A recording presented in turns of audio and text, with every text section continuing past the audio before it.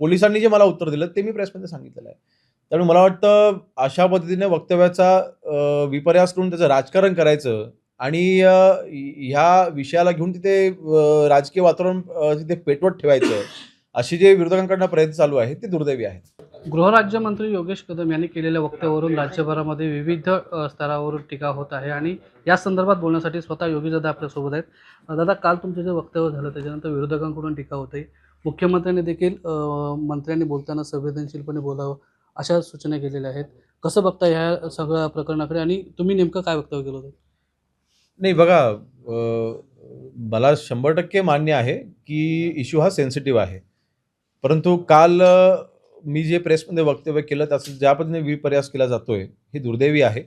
माझा म्हणण्याचा उद्देश फक्त एवढाच होता. ज्यावेळेस मी तिथे स्वारगेटमध्ये गेलो त्यावेळेला तिथे ते गर्दीचं आणि रहदारीचं ठिकाण आहे आणि अशा वेळेला आमच्या लाडक्या बहिणीवरती जेव्हा अत्याचार होतोय त्यांना वाचवलं का कोणी गेलं नाही हा जेव्हा मी प्रश्न विचारला तेव्हा पोलिसांनी जे मला उत्तर दिलं ते मी प्रेसमध्ये सांगितलेलं आहे.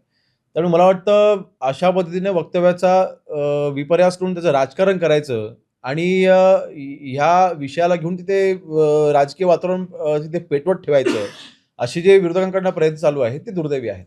काल तुम्ही पुण्यात गेल्यानंतर तृप्ती देसाई या आक्रमक झाला होता. तुमच्या राजीनाम्याची मागणी दिली आणि आज सकाळी परत संजय राऊत यांनी कठोर शब्दामध्ये तुमच्यावरती टीका केली.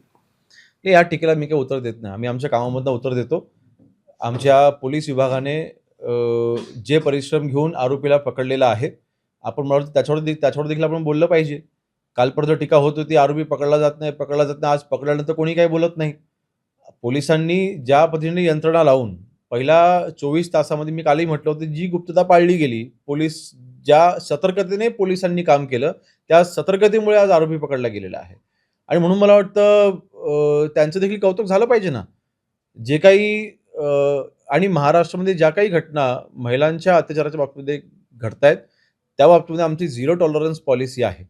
आणि माझ्या जेवढ्या कमिशनरेटच्या बैठका झालेल्या आहेत, त्या प्रत्येक कमिशनरेटच्या बैठकीमध्ये मी सांगितलेलं आहे, सूचना केलेल्या आहेत प्रत्येक सीपींना, की महिलांच्या बाबतीमध्ये आपली झिरो टॉलरन्स पॉलिसी आपल्या सरकारची आहे. अशा वेळेला अत्याचार होत असताना जे काही आरोपी आहेत त्यांच्यावरती कडक कारवाई झाली पाहिजे, असे निर्देश मी पहिल्या दिवसापासूनचे दिलेले आहेत. आणि आमचं सरकार हे लाडक्या बहिणीचं सरकार आहे. त्यामुळे महिलांच्या बाबतीमध्ये नक्कीच सुरक्षेच्या बाबतीमध्ये आमच्याकडे सगळी ठोस पावले उचलली जातील. तर आपण बघतो की योगेश कदम यांनी या संपूर्ण वक्तव्यावरती बोलताना विरोधकांकडून या वक्तव्याचा विपर्यास केला जातो असं म्हटलेलं आहे आणि लाडक्या बहिणींच्या संरक्षणासाठी राज्य सरकार कटिबद्ध आहे असं देखील योगेश कदम हे म्हणत आहेत. स्वप्नील घाग, एबीपी माझा, दापोली, रत्नागिरी. एबीपी माझा, उघडा डोळे बघा नीट.